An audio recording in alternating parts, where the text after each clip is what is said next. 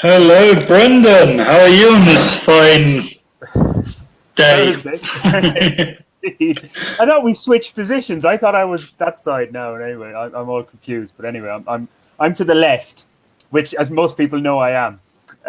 Anyway, how are you, Ali? How's all down in the deep south of Bogota, i.e., the centre? Yeah, I'd say far from the deep south. Yeah, things are okay. Been fixing up bicycles recently and buying swords, so fun times. Hold on, buying swords. Yep, that's my new sword up there on the wall. Okay, well, actually, there is some sort of a bow or something in this house that I'm in right now. So it's not mine. It came with the room. It's like a bow missing the arrow. But anyway, here you go. I could start a collection as well. And there's a couple of angels hanging on the wall. Maybe I should reposition where I'm recording. People have commented it looks like I'm kind of in my room 101, but I think it's pretty apt for these 1984 times that we're living in, Ollie. Anyway, will we find out what's coming up on the show? Will we crack on? We've got a lot. Let's do that. Let's do it. Well, on tonight's Bogotá Nights, and by now, guys, you should know that this is Colombia's only live and interactive English language chat show. Calling Colombia a land of festivos isn't completely off the mark, and regardless of your likes and dislikes, there is practically a festival or holiday to suit all tastes. While the pandemic is impinging on these celebrations, restrictions are being reintroduced across the country for next week's Semana Santa, something we'll be discussing in the news review shortly. But we are eternal optimists, we really are, here at Bogotá Nights, and we're looking forward to the brighter, festival-filled days to come. As things stand, we might be expecting a bit too much to have a fully opened country for Independence Day on the 20th of July, but surely we won't be talking about COVID restrictions for southern Colombia's famous Carnaval de Negros y Blancos in early January. Are we being a little bit too optimistic? Indeed, regional festivals are a cornerstone of Colombian life, arguably more important than the national holidays.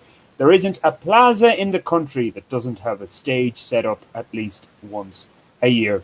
We'll be sharing our experiences of some of the less documented ones we've been to, and of course, we want to hear about your festival frolics. The more obscure, the better. Get in touch with us right now using the live comment facility, and your messages will appear on the screen. Or if you're watching this recorded, you can still get involved by commenting on where you're viewing or via tweet. The handle being at Bogotá Post, everybody's favorite English language newspaper in Colombia, with the hashtag Bogotá Nights. First, though, it's our review of the week's news, and as alluded to, stricter COVID restrictions are being reintroduced across the country ahead of the Semana Santa Holy Week holiday. What's the latest from a Bogotá perspective, Ollie? Well, it's hard to say, Brendan, because as is so familiar now, we're in this tightrope between, what's really going to, what's going to happen sort of in the next week and what's going to happen now. What we do know for the time being is this. It's all to do with UCI numbers. So basically, however many people you have in occupancy in UCI ICU beds occupied. If it's at 50%, then you're straight into curfew. Doesn't matter where you are in the country. If it goes above 70%, that curfew gets a bit longer, and pico y cédula is also going to come in. So that applies to everybody in the country, even if you go traveling. In Bogotá, it's a bit more complicated. Good old Claudia Lopez has said she wants to avoid another Christmas, which seems reasonable. So she's asking for there to be no agglomerations, no big meetings of people. Of course, that's very hard to police. We've talked about that before, of course. Montserrat is going to be closed. So that's a really big thing because, of course, tens of thousands of people go to Montserrat to do their peregrinations for the Via Crucis, the Stations of the Cross. So that we know is going on.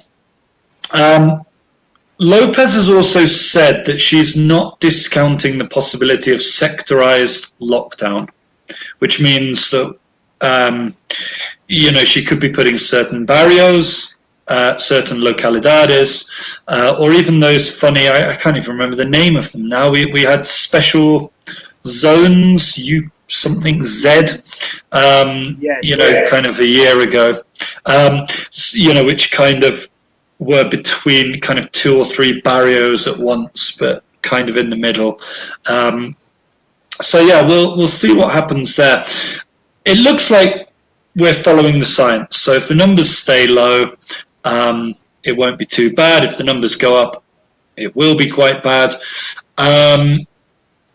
I wouldn't be surprised, reading between the lines, to see something like an alcohol ban, a going out ban, something like that, somewhere around, let's say, Wednesday next week. Yeah, well, you can't rule anything in or out. As we said when we talked about this before Christmas, it was like kind of hope for the best and perhaps plan for the worst. Now, you did say follow the science, Ollie. I won't let you get away with that one. I'll say we're following the case numbers. We're following the case numbers, and you can look into that in many ways. But yeah. Yeah, sorry. Okay, I should. What I meant. Yeah, what I meant by this is it's probably not going to be fully arbitrary. So you will be able to keep an eye on the numbers, and if you see the numbers are going up, expect further lockdowns. It's not going to be just out of thin air. That's well, yeah. And in fairness, as long as there is a guideline there, then we can say, okay, well, they flagged this in advance, so this is what we can expect, because that had been the criticism, and not just here in Colombia, but all over the world. It's just like they come up with these restrictions and measures kind of out of thin air, as you said, and people didn't know. And of course, when there's that inconsistency and you don't know what's happening from day to day, well, then people, I guess, do get a little bit tired or whatever. Do you think we're going to see a mass exodus, though? Because, again, Colombia's this anomaly that you've got these local restrictions, but yet, Ollie,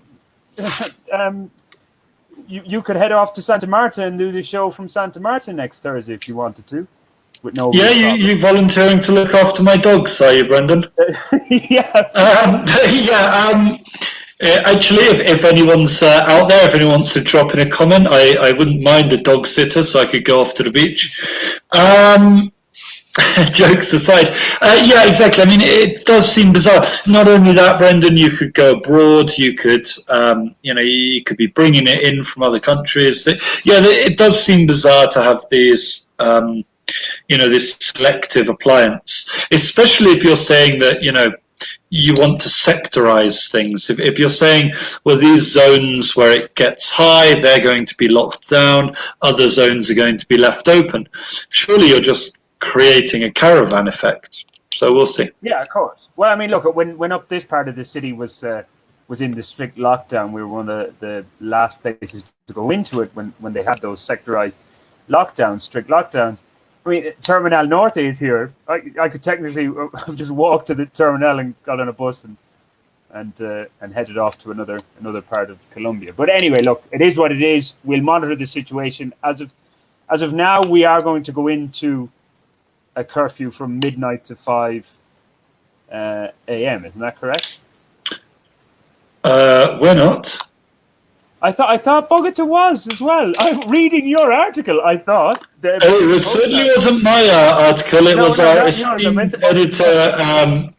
esteemed editor, Emma Newbury, and I'm scrambling now to have a look at that article. I've got it open here. Actually, sorry, I do take it back.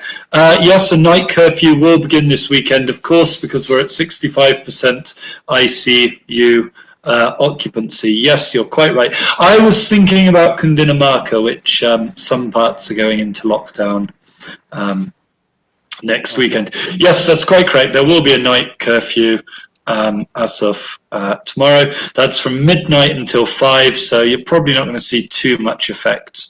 Well, I was going to say, in a city that very much does sleep, it's not really going to affect too many people. There are a few late night revelers, I guess, that might be out after midnight. I have to confess, I think last week I was one of those, getting home at about 1 a.m., but that's a very rare occasion for me. Normally I'm tucked up in bed by midnight.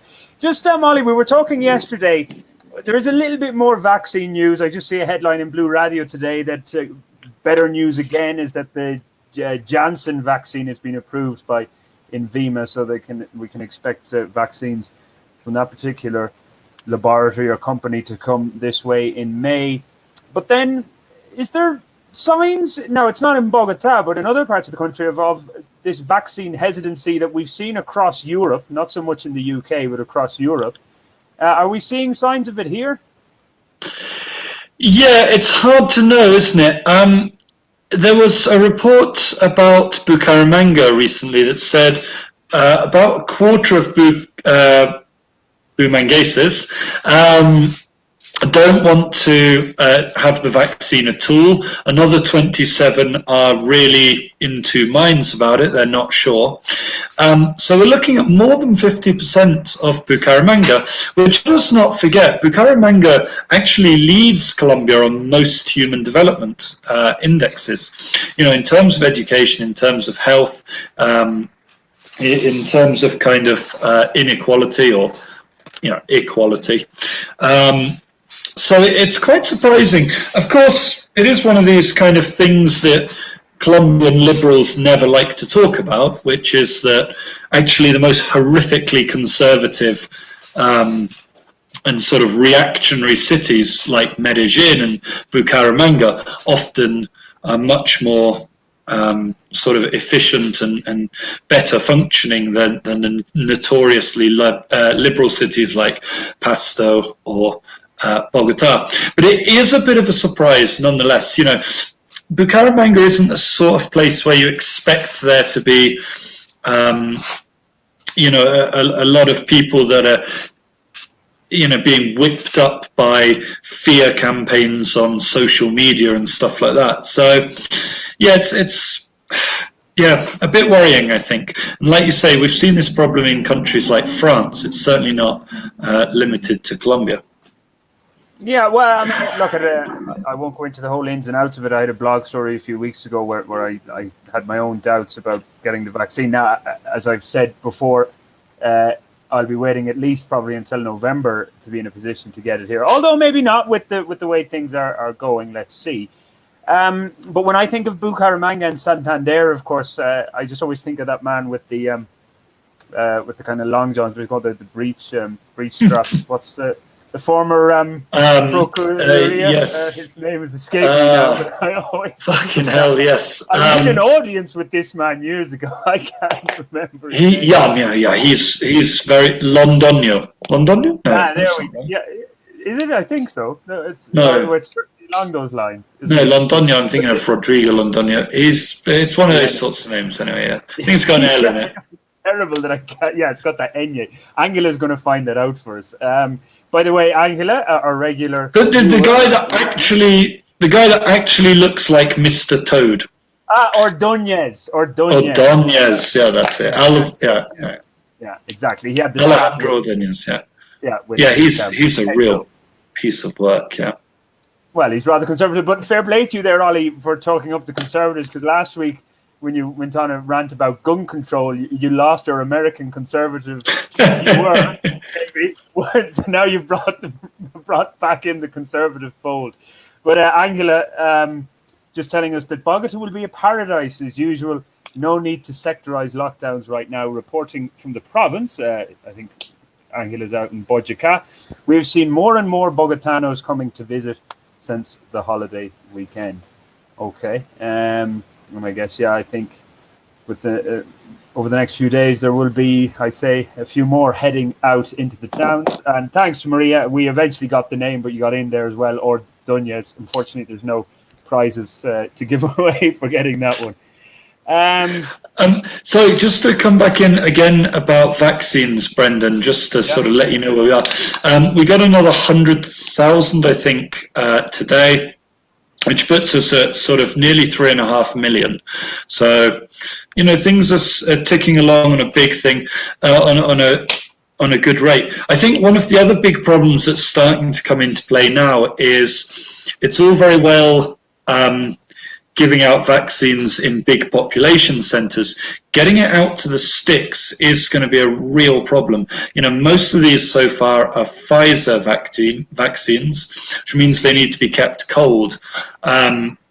So that's going to be really problematic, you know, when we do have to get to these smaller villages that maybe are a bit more cut off. How do you keep it cold? You know, when you're traveling 8 hours on a river, do you make the people come to you? That presents its own risks. So there's a lot sort of that Colombia has to contend with that say, you know, Great Britain or Israel or the United States don't have to deal with. So that, you know, when you talked about Johnson and Johnson's, you know, Janssen vaccine being available, that's going to be a bit of a game changer in terms of access, I suspect. Because it only needs to be kept kind of fridge cold. Yeah, exactly. It shouldn't be a problem. Although you're making me think now of these vendors that don't turn on their fridges because they want to save on the electricity bill. But anyway, not being. Hang on. Sorry, just for anyone who's not watching, and Colombian drivers will drive without their lights on to save battery. I mean, how tacaño can you get? Anyway, okay. Well, yeah, we'll get off topic there. By the way, perhaps a bit of a controversial comment from Johan Andre Sanchez Morales, to give him his full name. The vaccine does not prevent contagion, period, he says. Now, in fairness, there have been some studies that say it can reduce. Now, I know it's still up in the air and there's nothing 100% concrete about it, but because the story I did write on my Wrong Way Corrigan blog did address that point, that if it didn't stop the contagion, well, then it would be another point to say why for somebody who wouldn't be at high risk. Anyway, we could have a whole program talking about vaccines, although we are interested to know, do you know people, have members of your family, have you got the vaccine? Do let us know. And how was the experience, if you have or you know people who have been vaccinated. Now, last week, Ollie, we spoke about Janet Bedoya, the Colombian journalist, and her terrible sexual assault case here. And we were a little bit cynical about it because there was this idea that the Colombian state said they were going to look after it and find a friendly solution. But there have been some, in inverted commas, positive developments in that regard. Very much in inverted commas, yeah. So, you know, the Colombian state is now officially saying, look, we're sorry, you know, which seems positive. But also it's a bit of a kind of, Jeanette's not happy with it. She describes it as a further slap in the face.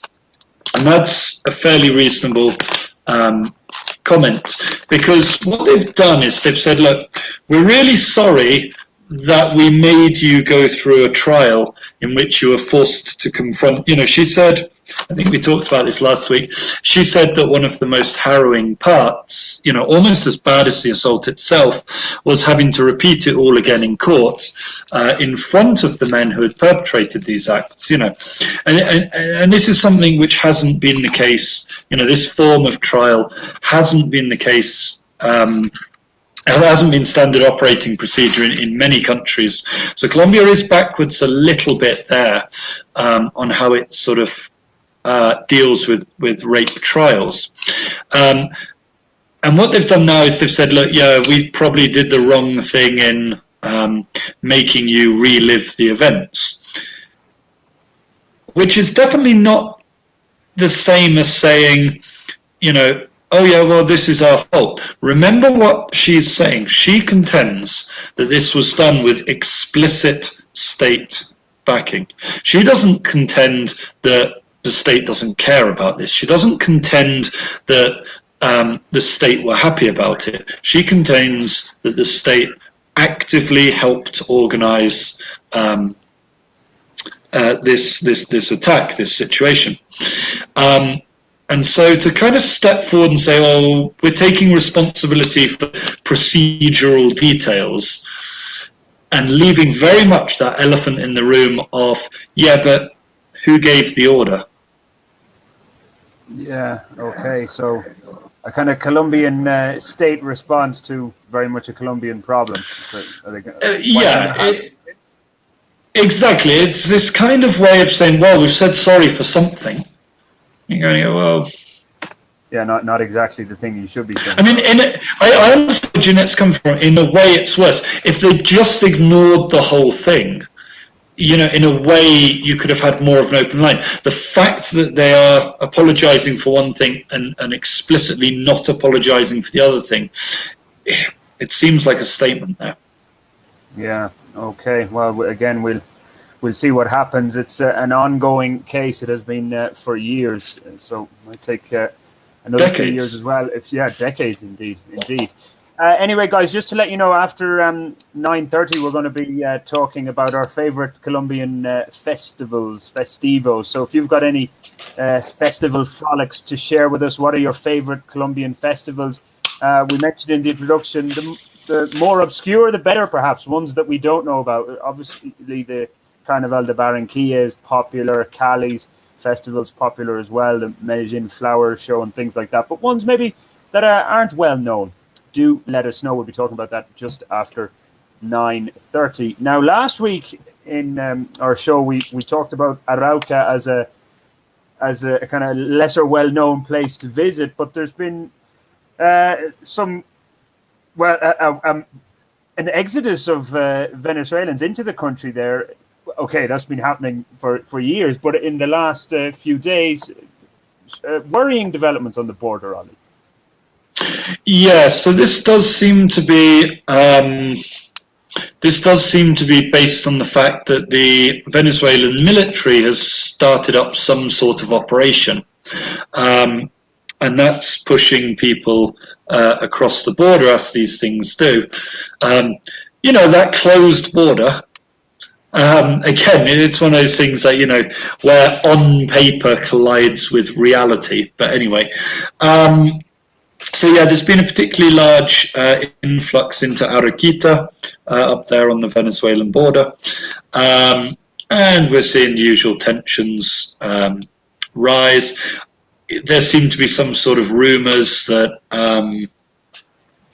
there's FARC members mixed up in this, and all, a bit of Castro Chavismo and that sort of thing. Yeah, well, just to put some numbers on it as well, I was just having a look before we came on.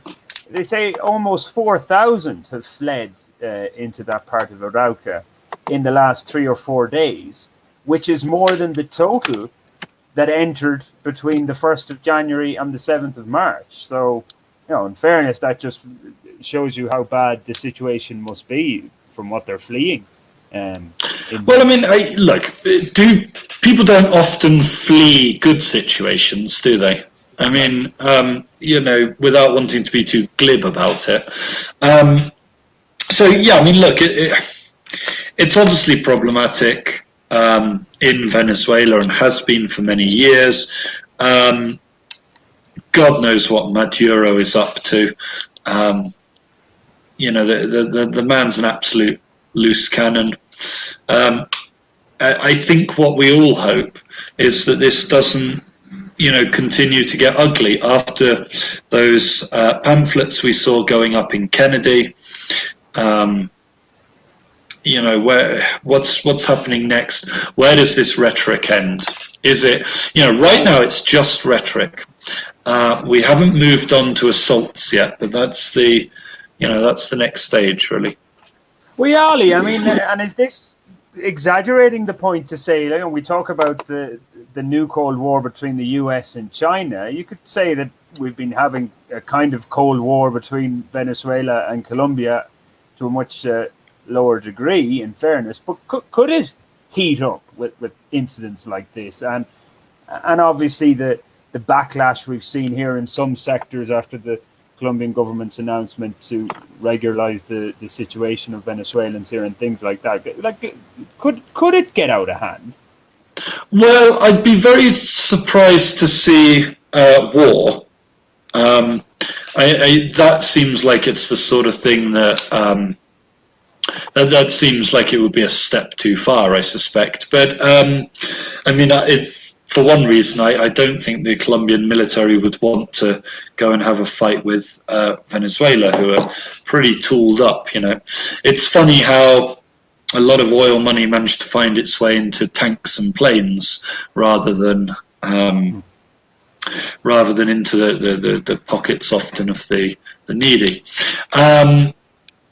But war. Look, you never know what's going to happen. It would seem very unlikely, I suspect. Yeah, I agree in that. Like, I would again like that to think of a war there. I mean, a few years ago as well. It kind of goes in Latin America doesn't really do external wars, Brendan. Internal wars and conflicts and rebellions and uprisings are all fairly common, but actual, across country lines wars, they're fairly, few and far between, and they tend to be a lot further south, Chile and Peru, Brazil and Argentina, that sort of thing.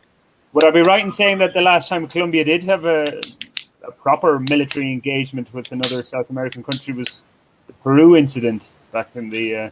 Oh, yeah. I mean, you're stretching it to call that a war. But as an incident, that's what I best put it. Anyway, okay. Ollie, in my panaderia the last few days, I've noticed lots of the regulars glued to the TV screens watching some obscure bike race. I don't know what's going on, but Colombians do love their cycling. And this isn't the Tour de France, but what's happening? It's the Tour of Catalonia, so the Volta of Catalonia.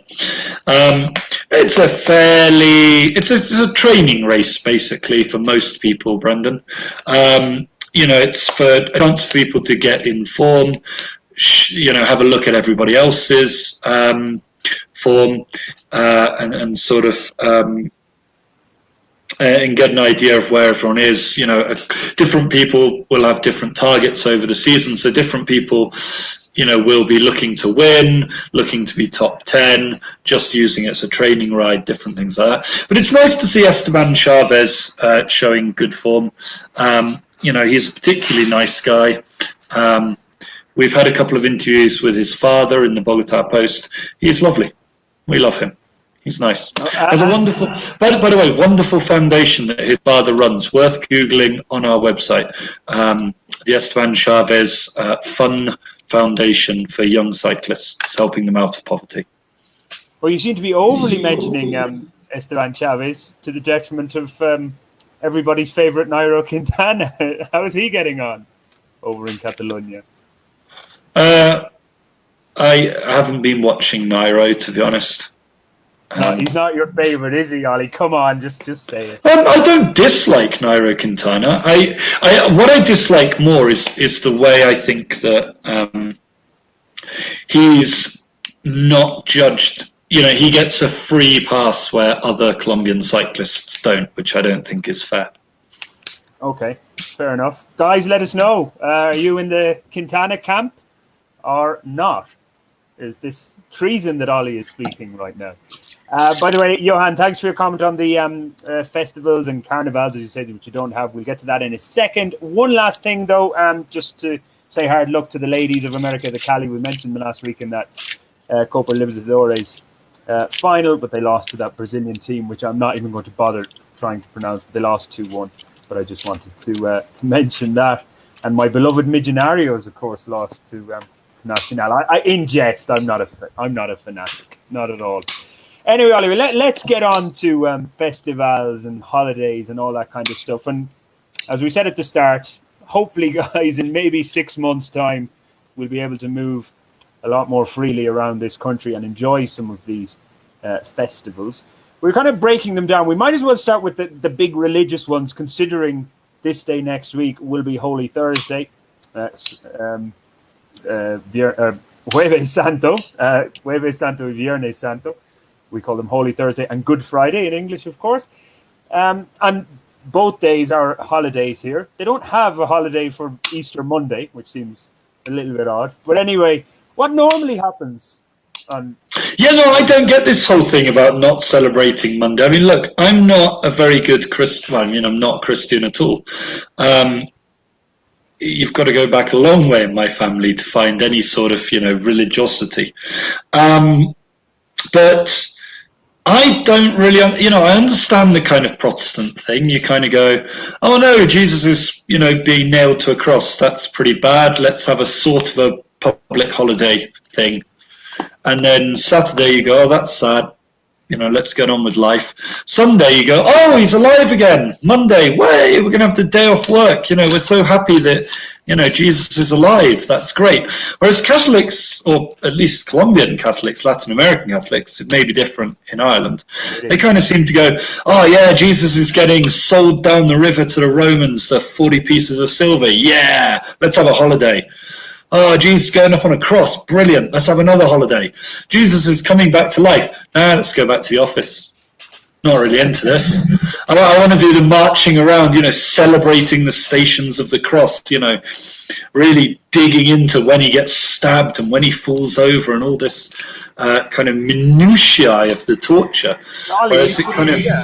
Is that the thing? That's what I've always wondered about Catholicism, actually, not to get too off point here, but I've always wondered why there's all this symbolism in Easter around, to me, very much as a non-Christian, the takeaway for me is, oh, he's come back to life and he's gone to live with his dad again in heaven. That's a happy ending.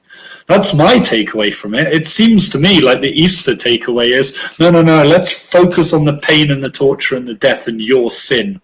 Your guilt for him assuming your sin. Seems very odd. You should have known by now, we've been doing this show for 30 weeks or whatever, and you know me before that. Catholicism is all about pain. And of course, I'm not a practicing Catholic either. But in Ireland, we do have the holiday on the Monday. But of course, here in Bogotá and in Colombia in general, there would normally be, when it's not COVID times, processions on the street, the stations of the cross and things like that. But it's relatively somber. Again, like many of these festivals, Ollie, and this will be a common thread outside of the other festivals that we're going to mention, like Negros y Blancos and things like that. But they're all kind of done in family, especially the religious ones and even the national holidays. You kind of don't... It's not a tendency to meet up with a load of friends. It's more family. Oh, yeah, like bank holidays I find very strange here. It's like, I always think of a bank holiday here in Colombia as being 2 Sundays. So you kind of go Saturday, Sunday, Sunday. Whereas in England, I'd always think it's Saturday, Saturday, Sunday. Exactly, 100%. Like, so often you're kind of... I think it's different if you go out into the pueblos that maybe... we're talking from a Bogota perspective here. So you get out to the Bogotanos that visit Hirodot or Anapoima or whatever, Villa de Leyva, that maybe there on the Sunday nights there's a little bit more life. But Bogota on a Sunday of a long weekend is dead. It's like it's going to be very quiet. Yeah, no, I've never really. I've always found that a little bit odd, I have to say.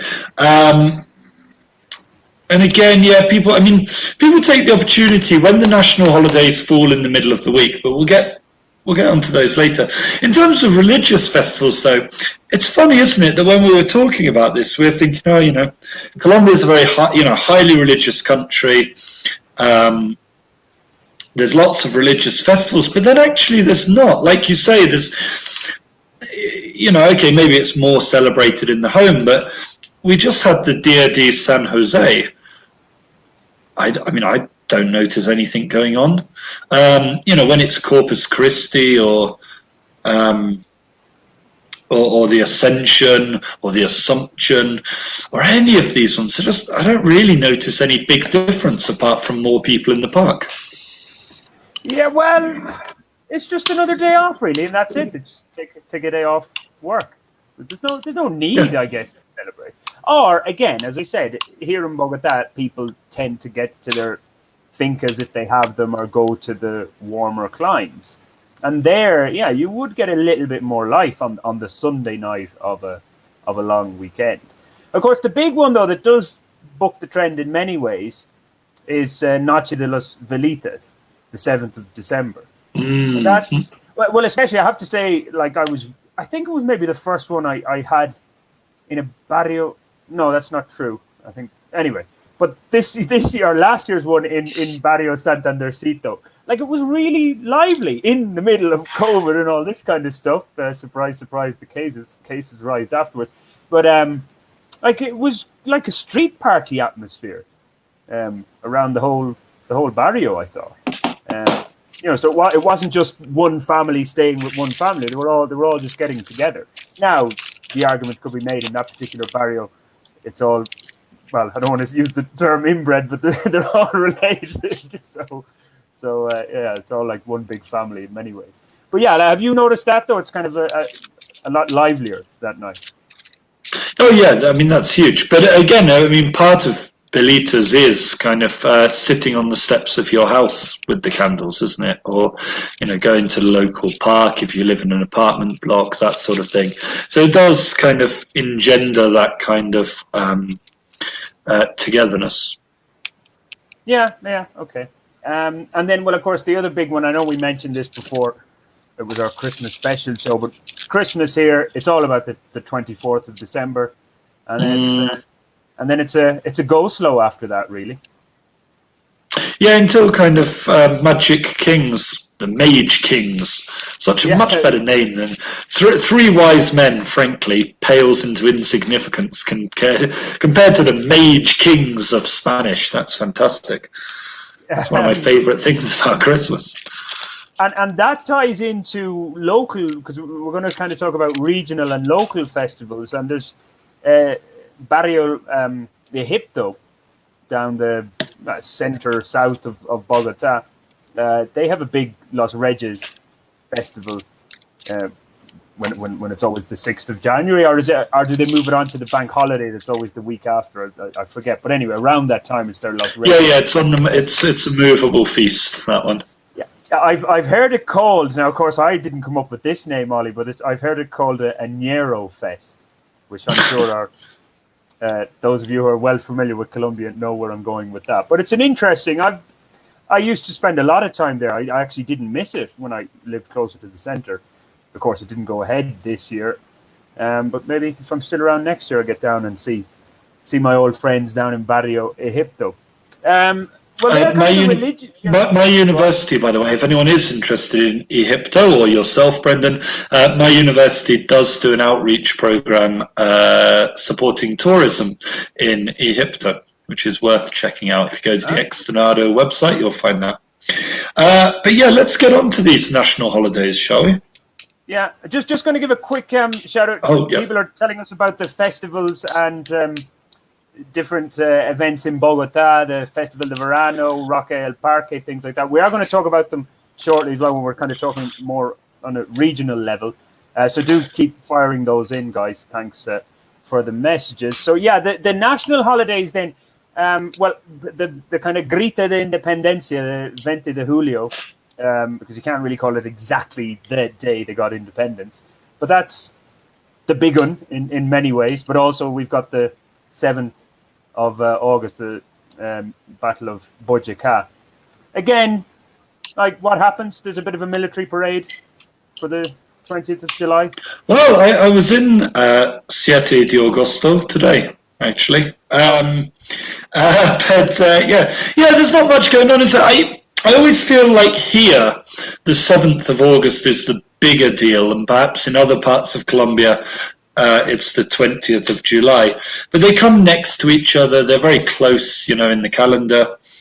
They move around, year by year. So they're always celebrated on their day. They're the ones the students remember. I have to say, whenever I ask my students, why do we have a holiday next week, they can always tell me those two. They're not very good at telling me most of the other dates, the religious ones. So that is interesting.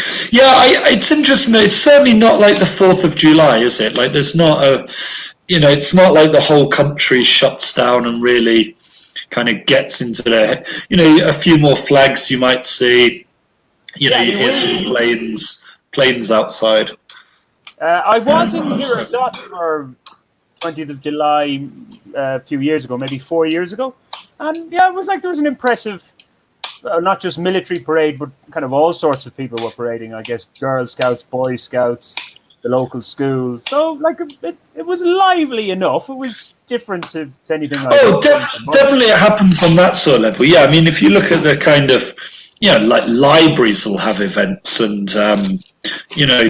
students will all march around and little marching bands and karate clubs and that sort of thing. But in terms of the general populace, I never really feel. I think Angela's said in the comments here that it's just another day off. It's just kept out of routine. I think that's a nice way of summing it up, actually. And by the way, Angela, we're not going to mention all the food and beauty pageants in Colombia because there's so many of them. But coming back to the national festivals, Brendan, one of the things that I do find interesting is that the independence of Cartagena in November is almost completely now subsumed by the fact that it's also the day we have Miss Colombia, which is a much bigger deal than the independence of Cartagena. Well, what does that say about the country? That it's shallow, I think. I mean,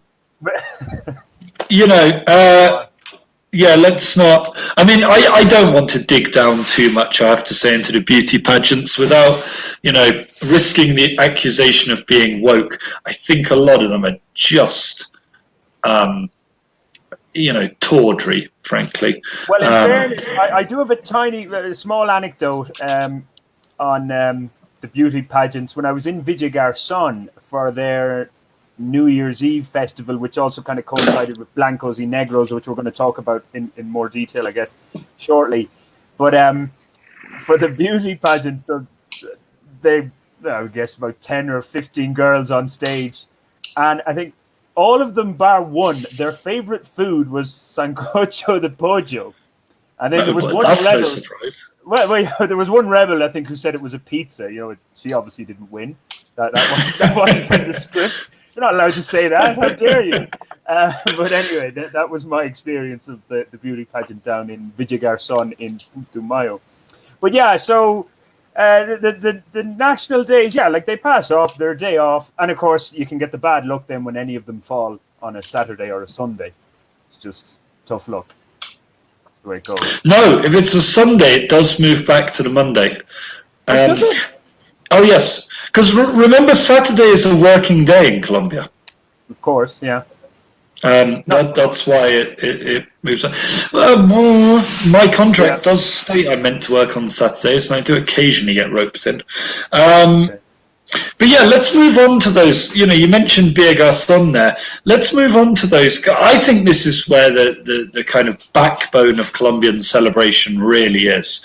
It's those regional celebrations that wherever you go in the country, they've all got their little festival, their little celebration, their thing that they do. Whether it's Negros y Blancos in Pasto, whether it's the Feria de Manizales, the Feria de Flores in Medellin, you've got festivals of coconut, festivals of the sea. Everybody's got something. And Cali really pushes out the boat. They get a salsa festival, Petronio Alvarez, and the Feria de Cali. So lucky Caleños. Yeah, I was on the outskirts of the Feria de Cali around Christmas time 3 years ago or so. Just on the fringes of it, basically. The Cali festival on the fringes. I did the fringe festival, not the one right in the smack bang in the centre. Cali Fringe Festival. Yeah, I did. Caleño Fringe. Where the hipsters all gather, yeah? You're like, I want to hear that alternative bambuco. Yeah, no, that's odd. Well, I've no idea. I'm not well up on the geography and the orientation of Cali, but I was with another couple of Irish friends, and one of them knows Cali pretty well. So he had discovered this barrio, which he lives in Santa Isabel, so it's kind of along those lines of a barrio. He lives in Santa Isabel here in Bogotá, and that's where we spent a lot of our time, kind of avoiding the mad festival itself, but which is probably a shame, perhaps. But Ollie, I think you're kind of like me in this regard. You don't always follow the big festivals, which is why we probably have found ourselves gravitating towards more obscure ones whenever we do end up at festivals, that we don't tend to go to the Carnaval de Barranquilla or things like that. Yeah, I'm going to give a mad shout out now to the Cuadrillas, the SanMartín de los Llanos. That's a lot of fun, and you've got a shot, I think, at attending it this year. It doesn't happen until November time, I think, October, November, and so it's late enough that we might be in a very different COVID situation. It's fantastic. Basically, you've got 4 big teams, one representing Colombia's Afro descendants, one representing indigenous descendants, one is the Spanish, and one is the Moors, a kind of Moorish crowd. And they all dress up in period costume, which is, let's say, dubious in parts, and it's certainly what they think that those people would have looked like. And then they charge about on horses, playing with swords, and everybody gets roaringly drunk on guaro. And the best bit of it is, it doesn't matter how much aguardiente you have, because you're on the Llanos, it's 35 degrees. And I maintain to this day, I will not be proved wrong on this, it's impossible to have a hangover in hot weather. I've never had a hangover in hot weather. That doesn't happen. It's not a thing. You can only have hangovers if it's cold weather. So you're not even going to get a hangover. It's usually tied in with a massive joropo festival. So you'll get joropo superstars all over the place. You'll be struggling to find a bed for the night, but people just open up their houses and you kind of pay 5,000 pesos and you can have a sort of sleep in an abandoned room. It'll be nice. I certainly don't know about the not having hangovers in hot weather. I certainly dislike a hot day after having drunk a lot the night before. I prefer a colder day with a strong wind and a bit of rain. It'd be nice. But that's talking about that, or the kind of memories that you were sharing. It reminded me of what I experienced in Tame for their festival, which was in March. It was around this time of year, actually. Around the same time as St. Patrick's Day, the Tamaño Nato or whatever it was called. But again, there was the colado, so your typical kind of Llanos cowboy stuff. Yeah. Again, joropo, lots of the stage was full of music, all that, like pretty much 24/7. I don't think there was ever a quiet moment in the town. Plenty of guaro again. People really not going to sleep at all, which is not good for me. I'm not a big party man like that. I need my 6 hours at least, Ollie, at least, even if there's a festival on. But no, it was very interesting. Very kind of cowboyish, as I said. Lots of meat, guaro, so that kind of rar. And lots of things in sticks. It's like being in Asia. You get lots of food on sticks. Yeah. Mm-hmm, indeed. I mean, I always think of that as being the classic differentiation between Asia and Europe. It's fundamentally Asia, things on sticks, Europe, things in paper. That's your basic difference. But in Colombia, they rip up the rule book, also things on sticks. Well, of course, the other thing is, though, when we're talking about like just days off or whatever, for all these regional festivals, like I'm pretty much sure then that the following Monday or whatever, if it's on a weekend that's not a holiday, like they become local holidays anyway. There won't be too many people going to work or going. Well, they wouldn't be able to in the towns themselves because they're just so busy. And I suspect that Barranquilla is not at its most productive when the carnival is on. I'd wager that. Yeah, you've never been though, have you? Or have you? No. You said that very dismissively. Not on your. It doesn't look like my cup of tea. I'll be honest. It's also slap bang in the middle of semester, so I guess I'm never going to be able to go. Okay. By the way, Angela's just saying things on leaves. Of course, yeah, the big platano leaf and that you can get. Yes, food, that's yeah, true. of course. Latin America. Again, that happens in Asia as well. You get a lot of that in India, especially. Okay. By the way, I just wanted to address Johan and that he had Ñero Fest in a question mark. I take it you're Colombian, Johan, so you know what I mean by Ñero Fest. Go to Egipto's festival in January if it's on next year, and you'll know what I'm on about. I was going to mention though one because I've never been to past those Negros y Blancos, but Macoa in Putumayo had their version of it. It was more kind of color rather than just black and white, but it was destroying everybody in paint and foam and whatever else they could throw at you. There was flour as well, of course, but it was all different colored paint. It wasn't just black and white paint. So yeah, just a messy night. And don't wear good clothes is all I'll say. Wear the worst clothes you have on you. Because I think the t-shirt, which is actually kind of a t-shirt I like. It was a Barcelona de Guayaquil t-shirt that I've had for years. That's what I was wearing. It still has a faint shade of green on it from whatever green paint that was on it. But yeah, that was an interesting one. Again, like I didn't notice any actual big event. Again, there was a concert. I should say like a stage and song. Oh, I got up on stage because I was about the only foreigner, well, myself and another Irish guy in the town. So we ended up getting up on stage. There was a few drinks consumed at this stage, as you could imagine. But yeah, we had our 30 seconds of fame in Macoa part of the festival. So bizarre. Yeah, it was interesting. As I said, like I didn't notice any kind of big go-to attraction, but just music, lots of drink, and people throwing paint and flour and that foamy spray foam stuff all over everybody. Manizales is a bit like that. We were in the Feria a year and a bit ago. I was there with my mother. And again, there's sort of always something going on, but it didn't seem like there was really a kind of full focus point. There was bits here and bits there and bits over there. And yeah. And actually, that funny you should talk about fringes. That did have a bit of a fringe feel in some parts. They had things like a tattoo fest glued to the side of it. So that was, again, Manizales, very forward-thinking country. Okay. By the way, just to kind of stay on the Ñero Fest theme, but I'll get into trouble for this. One of my original barrios in Bogotá, La Perseverancia, of course, they have a chicha festival. I think it's either October or November because I found conflicting dates, but I thought it used to be November, but then I saw another thing that had it in October.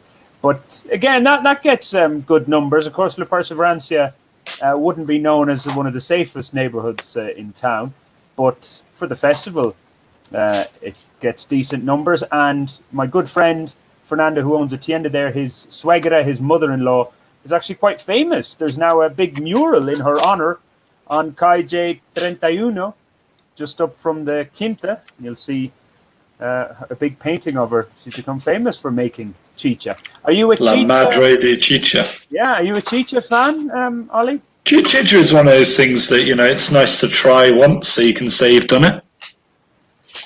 Yeah. I find the kind of Coca-Cola Mate Tinto thing that's often brought up with regards to chicha. I think the simple truth of this is simply Colombians were given a choice. Do you want to drink chicha or do you want to drink beer? And they've very clearly voted with their, with their wallets. Yeah, look, I mean, the whole thing about banning chicha was just bizarre.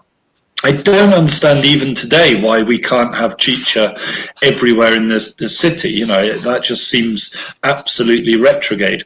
But I think the thing is that nobody, apart from a few aficionados, who I suspect many of them are doing it for cultural reasons rather than for actual and genuine appreciation. I always think with chicha, it seems to me one of those things that people protect because it's a tradition and they feel they should do it, rather than actually liking it. Maybe I'm wrong. Yeah. Fair point. I have to say, I've never been a big fan of it, but I've had it when I've been very thirsty. And one time, the last time I kind of traveled outside of the city, to be honest, when I was in Machita last February, and I had a long walk, and I got quite thirsty. And on the way down, this old woman and his wife, like an old couple, were putting up a fence, and they had some chicha or guarapo. I always say, what's the difference? And they're like, hey, do you want a drink? And God, it was delicious when I needed it. I thought, God, this is beautiful.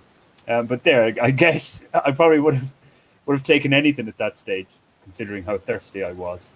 Anyway, we've got about 4 minutes, Ollie, because Johan, I think, and a few others were mentioning the kind of different festivals that we have in Bogota, like not maybe linked to cultural events, but more, yeah?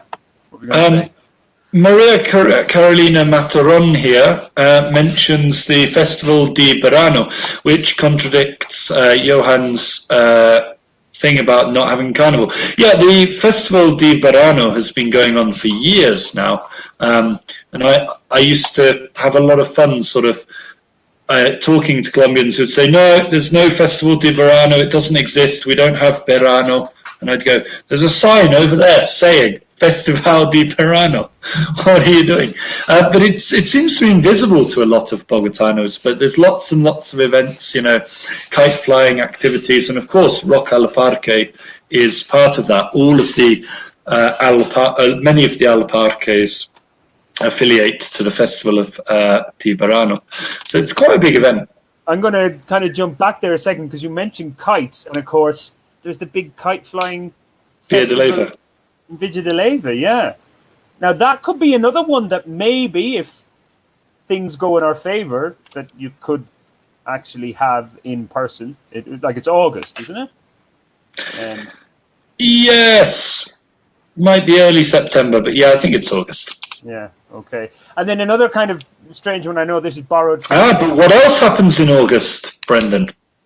On the 6 de Agosto, conveniently, just before the 7 de Agosto.